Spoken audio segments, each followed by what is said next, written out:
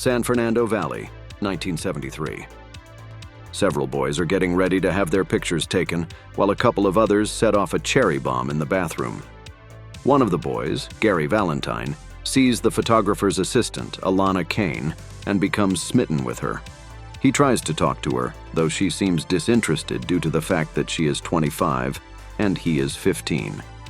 Gary tells Alana that he is an actor, and he eventually succeeds in getting her to agree to hang out with him, but not as a date. Gary and Alana meet at a restaurant that he frequents since he appears to know the manager. The two discuss their jobs, and Gary mentions that he also works with his mother at a public relations company. Gary assures Alana that they are not going to forget each other. They walk home, and we see Alana lives with her parents and two sisters, all played by Haim's real family, while Gary lives with his brother Greg. Gary works with his mom, Mama Anita, and they meet with a restaurant owner, Jerry Frick, and his wife, Miyoko, over a new Japanese restaurant they are trying to open. Jerry speaks with an racist accent to his wife. Later on, Anita tells Gary that she can't accompany him for a trip to New York, where he will be featured on auditions and a variety show.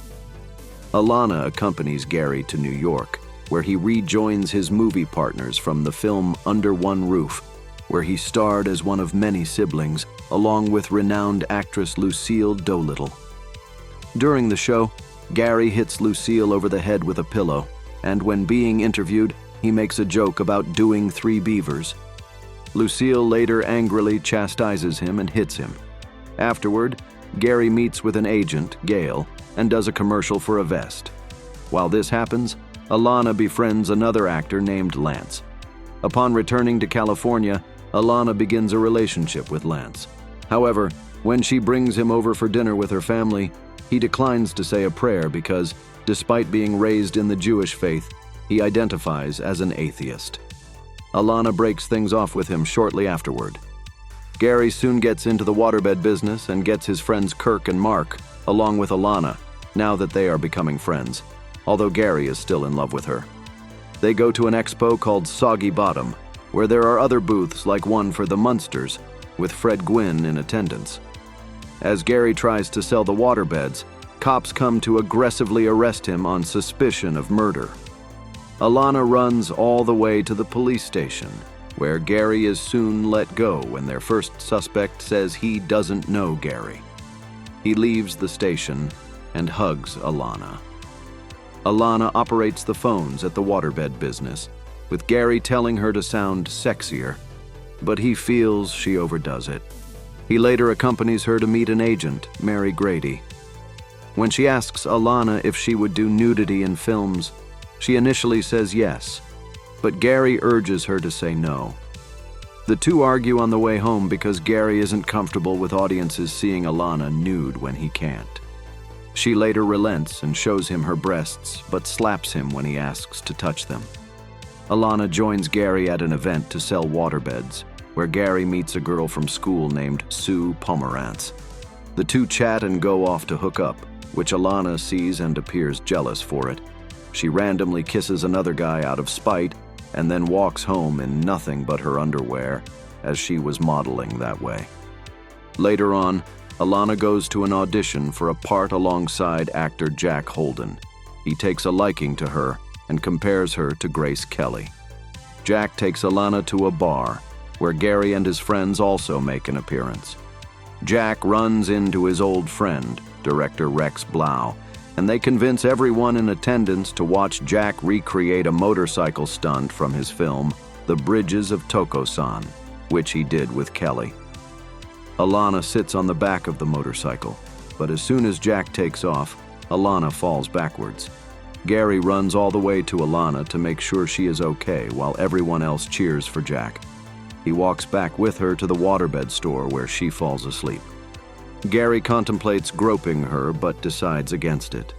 News reports come out that there is an oil embargo that is creating a gas crisis, which Alana says is in part thanks to the waterbeds, since they are made from vinyl, and vinyl is made from oil. The two, plus Greg, Kirk, and Mark, later deliver a waterbed to the home of producer John Peters, who is something of a lunatic.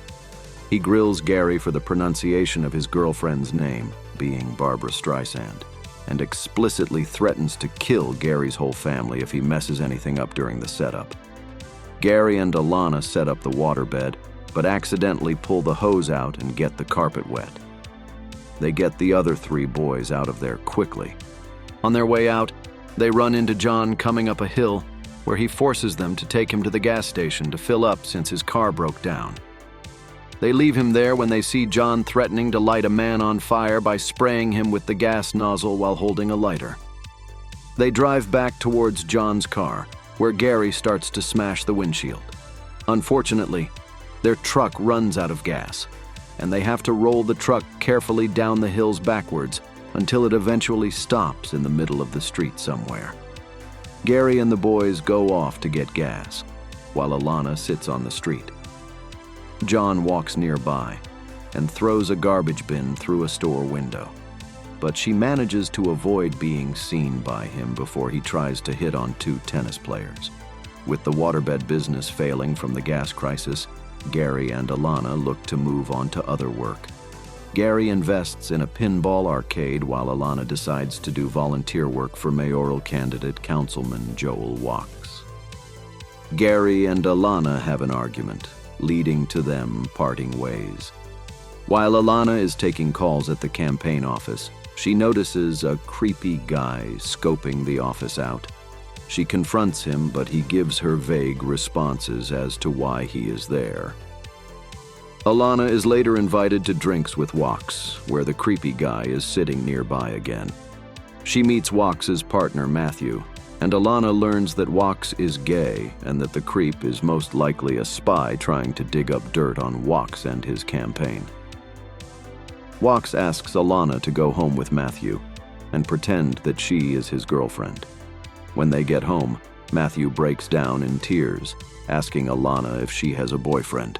She says yes and no, but they both cry over the fact that the guys in their life are jerks. Gary is at the opening of his pinball arcade, dealing with obnoxious kids and adults. He runs into Alana's friend and asks where she is. He runs to the campaign office to look for her, but she is not there. Similarly, Alana goes to the restaurant where she first went out with Gary, but he isn't there. They eventually keep going until they literally run into each other in front of the movie theater. Gary brings Alana back to the arcade and introduces her as Mrs. Alana Valentine. She calls him an idiot, but he then kisses her. The two run off again together, with Alana telling Gary that she loves him. The end.